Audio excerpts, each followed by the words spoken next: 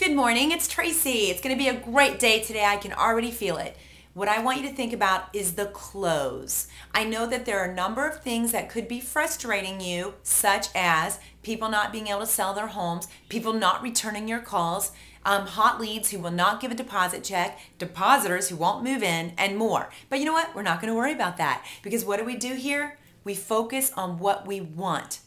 We give no attention to what we don't want because we can't control that anyways, right? So let's focus on what we want, and what we want is to close enough sales as quickly as possible, and we're talking record time, 30, 60, 90 days, depending on how many vacancies and move outs you have that you need to net up with, and we are going to fill your building. One of the ways you are going to do that is by focusing and mastering the close. So let's talk about that. I don't want you to use the excuse that people can't sell their homes, all right? Because if they can't sell their homes, the first thing you should know is their home even on the market? And how long has it been on the market? What's the asking price? Is it comparable to the comps in the neighborhood? If you don't have these answers for the hot leads you're working, then odds are this is not the problem. More than likely, the problem is you have not built enough value to even get them excited enough to put their home on the market. They're not even looking at the facts because they're not interested. They're just using that as an objection. Hey, guess what? After this housing market's over, don't think your objections are going to go away. There will always be objections that come their way for those of us in sales. So you have to learn to get to the root of the objection. The objection. If you've ever read my book, 7 Steps to Successful Selling, I talk about what we call the checkmate question. And this question was designed to be used when there was an objection given. So I'm going to show you how this works. So when somebody objects, so you just say, I'd like to go ahead and take your deposit check so that we can put a hold on your apartment, Mr. Smith, or if you have any questions, I can answer those. Which would you prefer? That's an optional close. You should always be doing an option of 2. Would you like to ask any questions or just go ahead and leave your deposit check? And we'll talk about move-in dates. But of course, even if you do that, they're going to object. So they may say, well, I really don't have any questions, but before I even think about leaving a deposit check, I'm probably going to need to talk more to my spouse about putting the house on the market. I mean, I can't even sell the house, to be honest. We're just kind of doing our preliminary research and gathering information. So the objection will come in many different statements. However it is they come, here's what I want you to do. Any objection you hear on the phone or in person, I want you to master this question. First it's a statement, then it's a question. You know what? I completely understand. And really you just want to say, I understand. Well, while I have you on the phone, could I ask you a quick question? Or if you're in person, I understand. Well, could I ask you a question?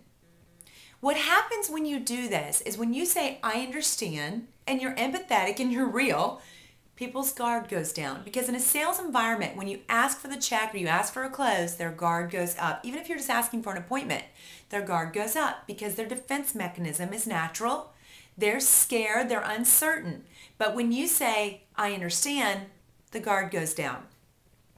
Then you want to say, since we're on the phone, or can I just ask you a quick question? They will say yes. I'm telling you, 99.9% of the time. And the reason is you just let them off the hook by saying, I understand. Now they want to do something for you. They feel bad. They just rejected you. So they'll say, oh, sure, of course. And now it gives them a chance to make up. And then you want to ask an open-ended question. Now you're going to have to learn to master these and just some different ideas depending on your sales environment that you're in and what the objection is and what stage of the sales process you're in. You might say, as you look to the future, and we talked about a lot today on this visit, what's ultimately most important to you about the community that you and your husband choose? What's going to be most important? See, this is very important because what you're doing, you guys, is now instead of handling the objection, which is just an objection, and they're not really seeing the value, you can turn things around and get them focused on what it is they want versus what they don't want. Just like I'm teaching you. They don't want to buy today. Okay, well, what do you want? Let's start working towards that. And so if they say, well, really what's most important is that we find what we're looking for at the price that we feel is fair. Okay, so now you ask more questions. That's how you learn to close. So let's clarify. If you could sum up in 3 to 4 words what you're looking for, maybe a couple statements, can you tell me what that is in case I'm missing that? Okay? And then after you cover that, and tell me a little bit more about when you talk about price, what exactly are you looking for? And how do you determine what's fair? So all I'm doing is using their words to create the questions to better understand what's going on in their mind. So it's not a script, it's a system. And this is a checkmate question. So it's kind of like a game of checkmate. You move, they move, you move, they move, you move, they move, and you're taking turns. Well, you want to be able to go checkmate in your own mind and close. But to do that, you have to ask the right questions. So you might say, what for you really is your greatest concern, as you think about putting down a deposit today? Or as you've looked at various communities, what stood out to you as most appealing overall in general as you've looked around?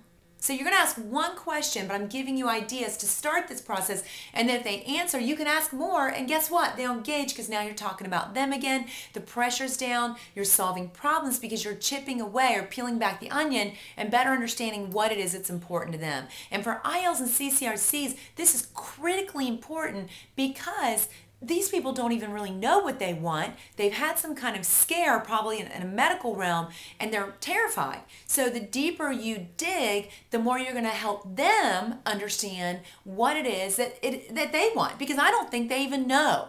So here's your task for today. With every objection you get on the phone or in person, I want you to just relax and say, I understand. Well, can I ask you a quick question?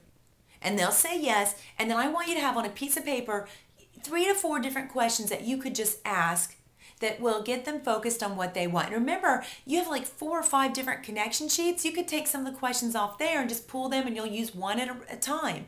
And then when you ask the question, or 2 or 3, if it leads to that, then what you're going to do is you're going to show them in words or actions. If you have to take them back out into the community after you've already been back in your closing room, go for it. Take them back out. Introduce and talk to these issues with residents.